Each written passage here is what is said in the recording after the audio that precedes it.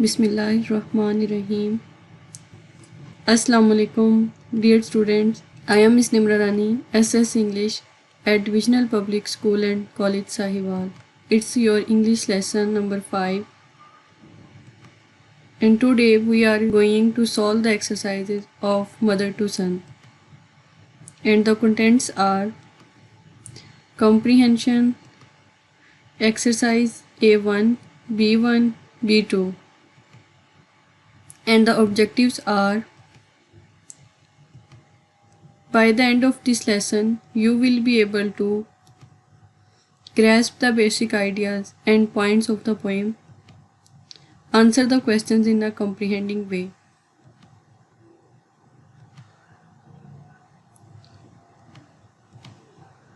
Mother to Son, Exercise A, Understanding the Poem. As you have read in this poem that a mother is addressing to her son, she is advising him not to give up but to continue his journey like her, as there are many obstacles in her way, but she kept on climbing to reach the destination. So let's start. Question 1. Answer the following questions. Who is speaking in the poem and to whom are the words addressed? In this poem, a mother is speaking in the poem and her words are addressed to her son.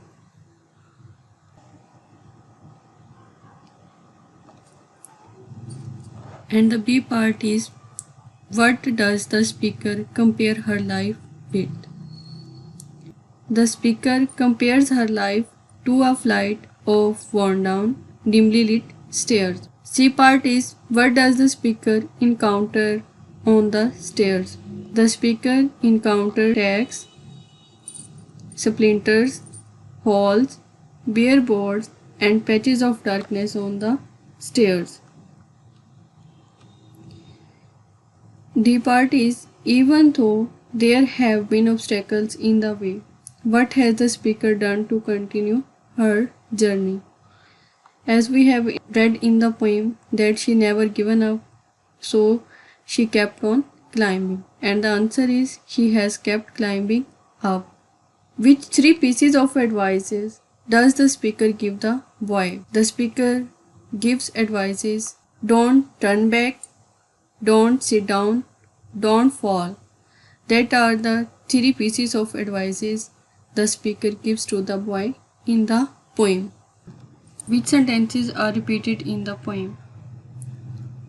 The line, life for me aren't been no crystal stair, is repeated.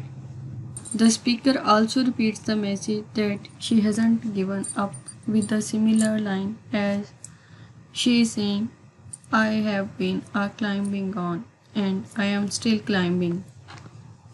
It means she was a brave woman and she continued her journey even though she has suffered from a lot of miseries. Which line is the shortest? Why do you think the poet made this line so short? In the poem, only one word line is shown, that is bare, and that is the shortest because it explains all the ideas that she was lonely in the world. There was no one to support her. What is the mother's experience of life? Life for the mother has been very difficult, but she has not given up. Why do you think she is telling her son about her life in this way? I think she is telling her son about her life in this way because she wishes to share her experience and encourage him to never give up. As we all know that in some cases, in some issues, we want to share our experience with someone, our miseries with someone, and try to encourage the other. In this way, she also shared her experience and she also encouraged son not to give up. Thinking about the words and phrases used in the poem, the imagery. What points in the woman's real life would these represent? For example, tacks and splinters might represent hardships of a particular kind. Which hardships? Go through the poem, find other images, and write what these may represent in real life. From this statement, we have to guess the meanings of the words to explain the hardships of our life. And the answer is the tacks and splinters might represent hardships and painful moments. If you step on a tack or get a splinter on your hand and foot, it hurts. So perhaps these represent moments of physical and emotional pain. Boards torn up could represent opportunities that have been removed from her due to some financial problem. No carpet on the floor could represent lack of comfort and wealth. It means maybe she was unable to have luxuries of life. The lack of light could represent times when she has felt sad, uncertain, or hopeless. It means there was no one to encourage her, to support her. Now we have to move towards exercise B, working with words. Question number 1 is find all the non-standard words used in the poem, write them out along with their correct meaning and form. Don't forget to list all the words with an apostrophe. It means we have to find non-standard words and use them in the standard language of English. Here we are having two columns, non-standard English and the poem in standard English. Well, son, I'll tell you. And the standard form is well, son, I will tell you. Life for me ain't been no crystal stair. Life for me has not been a crystal stair. It's had tags in it. It has had tags in it. I have been climbing on and reaching landing and turning corners and sometimes going in the dark where there ain't been no light, where there has not been any light. So boy, don't you turn back. So boy, don't you turn back. Don't you sit down on the steps. Don't you sit down on the steps. Because you find it's kinder hard. Because you find it hard. Don't you fall now. Don't you fall now. For I am still going, honey. For I am still going, honey. I am still climbing. I am still climbing. And life for me ain't been no crystal stair. And life for me has not been crystal stairs. Read the poem and tick the correct option.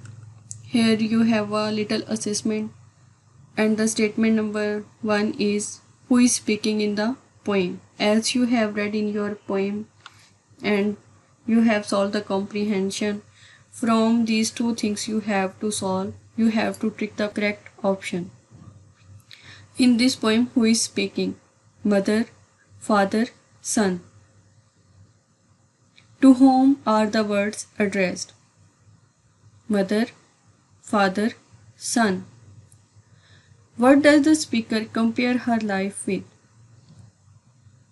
Option A.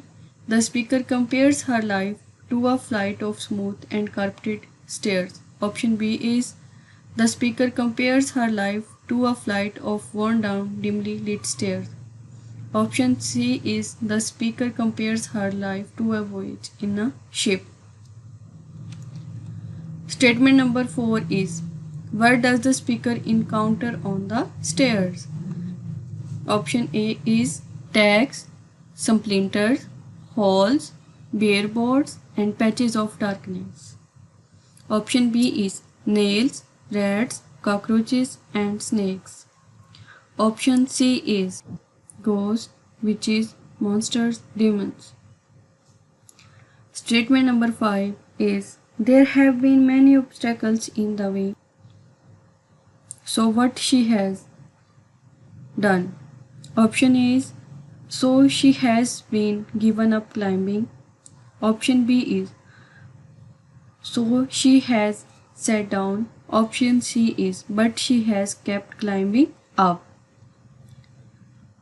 Statement number 6 is the speaker gives 3 pieces of advice to her son. Option A is don't turn back, don't sit down, and don't fall. Option B is don't cry, don't abuse, and don't fall.